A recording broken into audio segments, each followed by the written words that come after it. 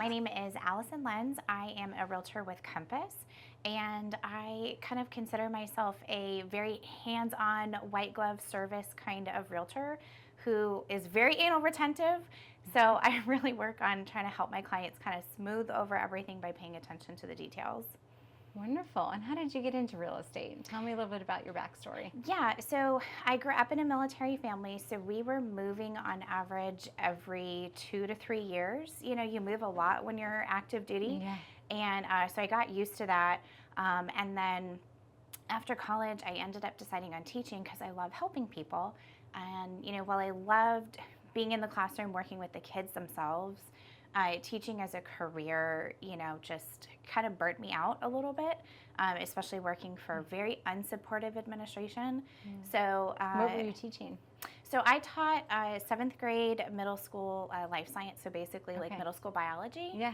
Yeah. That's a tough job. It is. You know, we didn't have a whole lot of resources for, you know, like the labs in the classroom or anything like that. I taught down in Manassas, so it was kind of a higher population of, you know, minority students, very high risk, low income kind of families. We had a lot of students on like free and reduced lunch.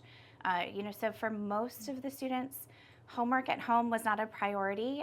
They may not have had money to have, you know, extra jackets over the winter time. You know, so sometimes it was, you know, keeping like a blanket in my classroom for the kids who would get cold, you know, bringing them extra snacks, buying a lot more stuff out of pocket.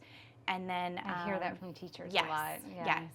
And you can only write off $250 on your taxes, but I would probably spend closer to like $2,000 a month average between like buying stuff to do labs with my kids or paper, you know, or extra pencils, glue sticks, you name it, literally everything. And that was all on your own? Yes. Wow. Yes. Yeah. And unfortunately, the administration that I worked for, the principal, was just very unsupportive. You know, he did not like science as a kid. He made it a point to say that science was his least favorite subject, that he hated it. So he didn't make it a priority. He didn't make it a priority to, you know, support his teachers, but especially the science department. So that was a little frustrating. And, you know, I had bought a house and was just kind of like, you know, that process was kind of cool. And it was neat to go look at houses. And, you know, so the more I thought about it, the more I was like, okay, like I love the kids, but I can't stay in teaching. So what should I do instead? And was that a difficult crossroads for you? It was. You know, I think, so I taught here in Northern Virginia for about 5 years. I had been down in the Blacksburg area for a couple years before that. And, you know, realistically, it just kind of felt like, okay, I need to do something different, but I still want to do something that is helping people. And I kind of view being in real estate kind of like, you know, still being a teacher. I'm still kind of teaching and educating my clients. Sure. Or a new agent, but also, you know, it's just a different classroom, you know, and they're just grown up instead of 13 years old. Yeah. Yeah. So you started your career in real estate. Did you have a mentor or anybody that kind of helped you, guide you through that process? Sort of. In real estate, a lot of it is you kind of figure it out as you go. I had a really sweet broker, and she and her husband, you know, kind of ran the brokerage. And I had a few agents in the office that I would be able to ask questions to. But a lot of real estate is you get in it and you learn just hands-on every transaction, and you kind of figure it out as you go and you ask questions as you go.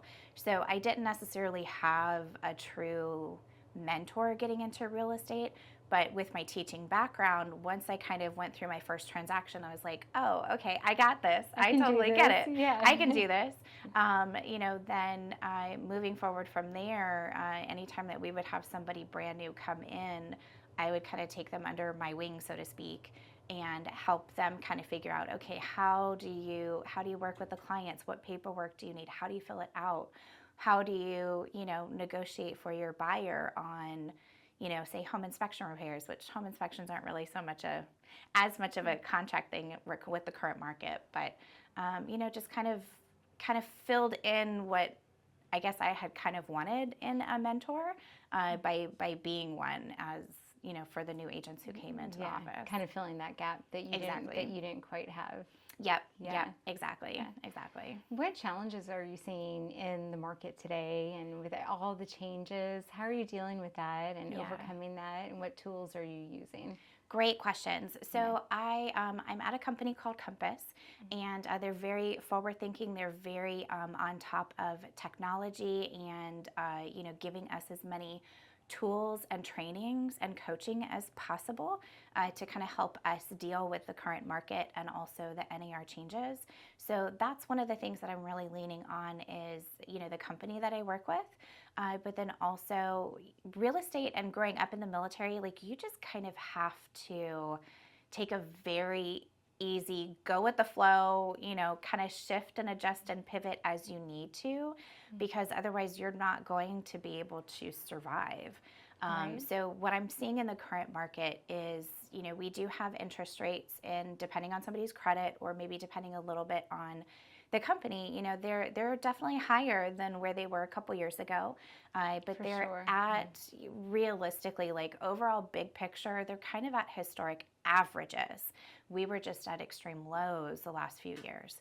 So, but shifting up so quickly from say a 3% to a 7%. Big shift. That's a big shift, and it happened very quickly. So that's been hard for a lot of folks to kind of work with. So what I'm seeing is a lot of homeowners who are in that position where maybe there's something about their house that they're like, this isn't really perfect anymore. I would really love a house that had X, Y, or Z, but I've got a great interest rate with a great monthly payment. A lot of times they're kind of hanging on to their houses, staying in them a little bit longer, and either turning it into a rental or just not selling. So that's meaning that we have less housing choices out there. What our industry kind of turns over and over again how low inventory yes, is. exactly. Yeah. So that means that we have very low inventory, but with higher rates, and the pricing is definitely continues to go up year over year as a whole in our area, just because of appreciation that we have here. But it's definitely not, your typical crazy, 2021 market. I know. But we are still seeing a multiple offer situation if a seller has done, the right work to, keep on top of their monthly maintenance or yearly maintenance, really kind of pull their house together. Those houses that, they show well, you can tell that the homeowner loved it and they're ready to move on. Those ones are definitely still seeing multiple offers. So it's And is it happening pretty quickly, or things like, yes. What's the average period of time things are sitting these days? So it's going to depend a little bit, but for the most part, if a seller's done their job and they've listened to their agent and they've, prepped their home for sale, then most of the time they're going to be able to sell that first weekend on the market. Wow. On average, overall, we are seeing maybe like a week to 2 week time frame, taking into account everything that's on the market, because there are some homeowners who, for one reason or another, maybe they don't have the funds to kind of, put into repainting the home, or maybe new carpet or staging or something like that. Or maybe they might want to list it a little too high. Yeah. And then though their house may sit a little bit longer, because buyers are like, well, okay, yeah, there's no inventory, but it's more expensive for me to buy a home. So I want it a little bit more move-in ready. So I'll pass on this one, So we're seeing some sellers, might have their home sit a little bit longer, but for the most part, if they've really done what they need to do and listened to their agent to get that home ready, that market ready, then yeah, they're still selling within that first weekend. Is it hard convincing sellers to invest a little bit more? I mean, everything's appreciated so much, right? So I think so many people are like, oh, I'm going to sell and I've done well on this financially. Is it hard to convince them to, paint or do the staging? Right. When inventory is so low, is that kind of like a hard thing to convince them to do? It depends on the person. So that's a really good question. So it really depends on the person. There are some homeowners who, just kind of feel like, hey, like I can put a sign in the yard and I'll get an offer no matter what. I feel like I've heard that a couple of times from people, particularly a friend that's trying to sell, that she's like, I don't want to put anything into it. Right. But now it is sitting for a little bit longer. Yes, exactly. And that's why, so if you're going to be a seller in today's market, you also have to think about what is the buyer coming into. They're paying a higher price for the house. they're paying a higher interest rate, and that's going to mean a higher monthly payment, and property taxes are higher. Right. So the buyer's going to have a higher payment than the seller more often than not. So the buyers are usually not coming in it with the perspective that they have the money to repaint, do new carpet, etc. So I know homeowners a lot of times, do want to, get as much out of their house as possible, of course, but it's really depending on what's needed in the house to really make it shine so that they can maximize their profit out of the home. So I just always try to focus on explaining to the seller, here's your options. And kind of have a little bit of a reality check with them on, okay, if you don't want to do anything in the home, that's great. Decluttering and packing isn't going to cost you anything but your time. True. That is a huge part of making a house show ready. Right? That's step one. Yeah. Yes. And well, actually, if you backtrack it, step one really is keeping on top of your home maintenance. True. For years prior. For years prior. Yes, exactly. If you just keep on top of it and you can declutter and clean, then your house should sell no problem. Yeah. But I think for the most part, if a homeowner is in that position where, they don't want to sell, that's fine. But you're probably not going to get as much for your house compared to the neighbor who is going to go ahead and repaint the home, maybe put brand new carpet in, to the bedrooms or something like that. Maybe some staging. Yeah, and do a little bit of staging, just kind of make it really shine. I kind of tell my sellers, a buyer's going to want to come in and buy that HGTV cream puff home. They want it cream puff home. Yeah, a cream puff home. Yes. They want it completely move-in ready. Neutral, like they could just eat it up and move right in, yes. But they're going to pay for it. So, you have to balance what's comfortable in your budget as a homeowner to get it ready versus how much do you want to get out of it. And, so I try to help them understand some options so that they know what they're comfortable with financially, but also the reality is how much they can probably get for it doing, step 1, 2, or 3. Yeah. And then for the homeowners coming in who are buying, for the buyers, whether they're a first-time home buyer or, maybe they already own and they're looking to move up to a bigger house, I try to help them as we look at showings. Look past, the paint and, the seller's furniture. Look at the bones of the house, because that's really what you're buying. Is that hard for some people? Most people are really visual, honestly. So it can be hard for some folks to walk in, see it, and only see like how the seller has their furniture laid out or the red paint in the dining room. Exactly. that everybody had. Right, exactly. Or like a very 1990s kind of like color scheme and design. Sometimes it is hard for buyers to take a look at that. And I find more often than not, buyers always overestimate the cost of doing any kind of cosmetic update or, longer term type of maintenance. So I find especially if they're a first-time home buyer, they usually think it's going to cost way more money than it actually does to fix something or, maybe do a slight, cosmetic update or a bigger update on, say, a kitchen or a bathroom or something. So if it's in great working order, I try to help them understand, like, here's the reality of this. And obviously I'm not a contractor, I'm not a home inspector, but I can kind of help them, or at least I try to help them look at the bones.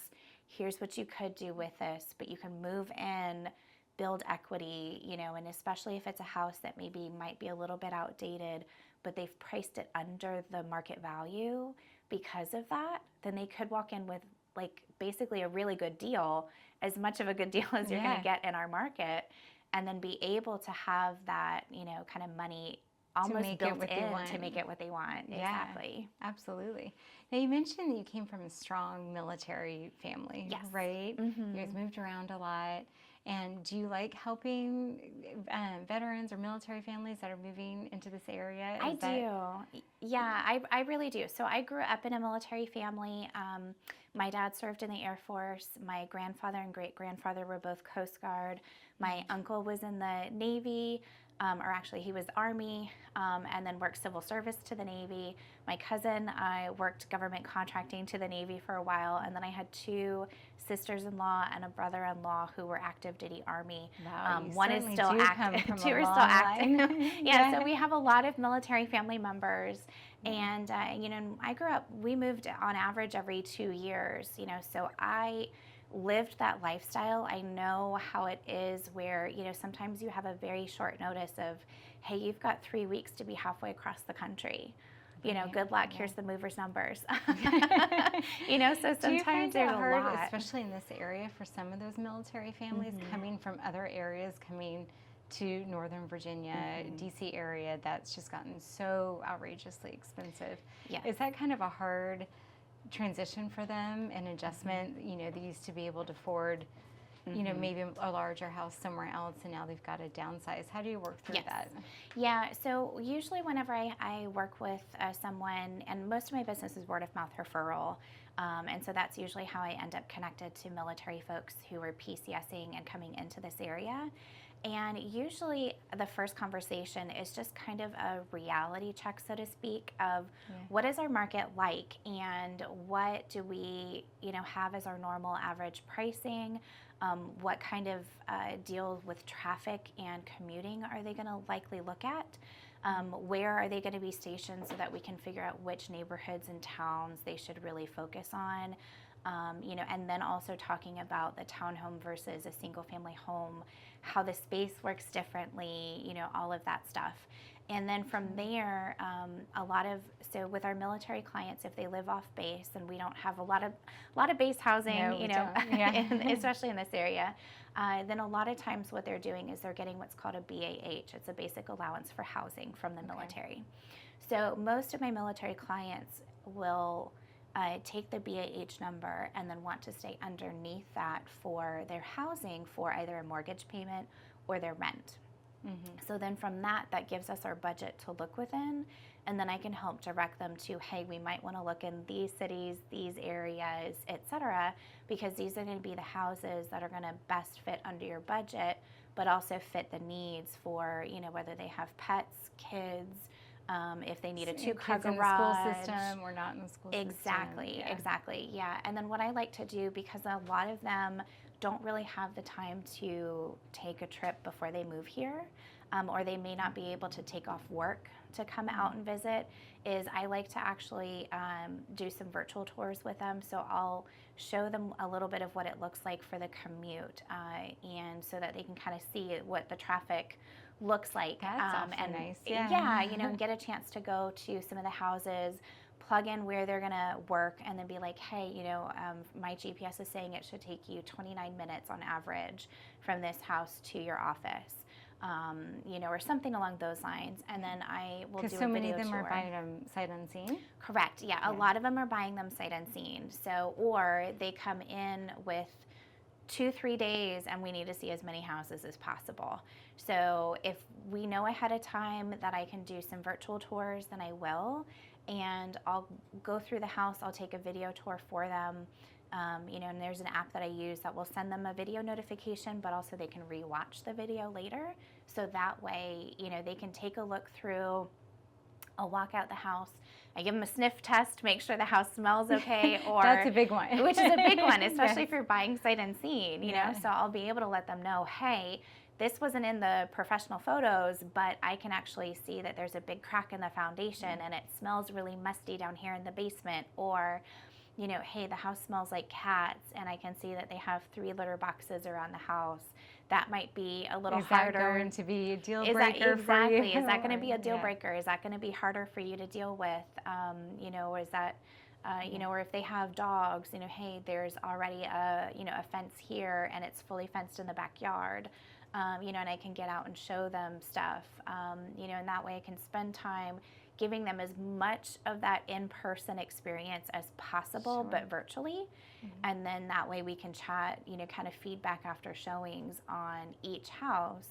And I also like to be able to kind of review that whole offer process with them ahead of time.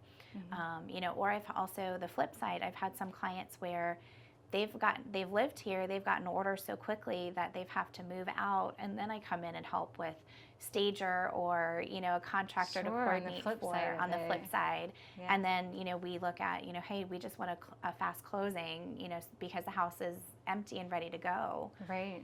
Yeah. Mm-hmm. What do you find most rewarding about what you do? Really, it's helping people. It's rewarding on all aspects. So it's really rewarding to help somebody be able to come here, get into a home that they can get settled, and and know that they're comfortable and have as decent of a commute as possible, or have somebody be able to be that like first-time home buyer, get into a home, start building equity, start building wealth through real estate, and just know that they're on that path to be able to have that long-term plan, right? Or find that dream home. Do you have a favorite buying or selling story? Ooh, that's a good Something question. kind of like sticks out to you. That's a really good question. I have so many stories, so it's hard to pick a favorite, honestly. Mm-hmm. I think for the most part, there's so many that I've helped that I really have found very rewarding. One in particular was a recent sale. They're a military family, but they're staying in the area, and they wanted to keep their kids all in the same school district. So the same whole pyramid of elementary, middle, and high school. Okay. So that meant we were looking in a very small location to keep the kids in the same schools. Yeah. And we started working together before COVID. We looked at several houses. We made a few offers on some, and then of course with the market kind of creeping up and going crazy like it did. Literally going crazy. Exactly. Then, we just kind of had to really find the right house and the right time. And earlier this spring, a house popped up on the market. A military family was PCSing out of the area. Mm-hmm. So they needed to be able to move quickly and get it under contract quickly, but have a little bit of time and flexibility on the move date. Because they were going overseas. And then my clients, it was in the perfect location, great lot, great house. In their school district. Great. And we came in, my clients absolutely loved it. And, even in a spring market, we didn't end up with any competition on making an offer. So I was actually able to get my buyers' closing costs covered so that they could buy down their interest rate and have a lower payment.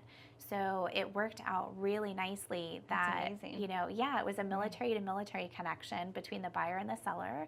And, it just kind of seemed like we needed the right house and the right time. Yeah. Well, 4 years of looking at homes, that must have been hugely rewarding for them and for you to find what ultimately was going to be their home, right? Exactly. Yeah. Yep. That's awesome. You're helping people with like the biggest purchase of their life, but that is a great example of patience and perseverance and waiting for the right thing to come along. Right, exactly. And it did. Yeah. So that's awesome. For sure. Good for them. Yep. What are you doing these days for advertising and marketing? What's working? What's not working? How are you getting people in the door? Yeah, great question. So I work mostly through word of mouth referral. So I stay active on social media. I friend most of my clients on Facebook, and I network as well. So I try to make sure that I'm friending them on Facebook. We're staying in touch, and that way it helps me to stay top of mind, but in a not pushy way. And then, as far as like any kind of marketing, advertising, most of what I do market for is for my clients, for my listings, or if I have a buyer, saying, hey, I really want something in this particular neighborhood, and do a little bit of online, like Facebook ads, and just stay on top of my social media, to stay active and top of mind, and then touch base with my clients regularly. Yeah, and keep putting yourself out there. Yes. As we kind of wrap up here, are there any last parting words you'd like to leave us with? Words of advice in real estate, business, or just maybe a mantra that you live by? Yeah, so I think one of the big things is, just kind of always always kind of put your best foot forward. I think that's super, super important. And, it's something that I take to heart, just personally and professionally. And it's also something that I work with a national nonprofit called VA Rep. It's the Veterans Association of Real Estate Professionals. Okay. And we kind of take that same approach too of, very service-minded. Our organization is made up of mostly people who are in the had some kind of military connection, but in the real estate world, whether they're lending, title, a realtor, insurance, something along those lines. Sounds like a great organization. It is, it is. And we, focus on educating the military community directly with housing needs and their financial literacy education, but then also helping our real estate community better serve our military community. So, it's something that, I always kind of take that approach of just putting your best foot forward and come at it from a service perspective and, just really try to kind of educate and work with like-minded people. Wonderful. Well, thank you so much for being here today, and thank you for sharing your story with us. Yeah, absolutely. Thank you for having me.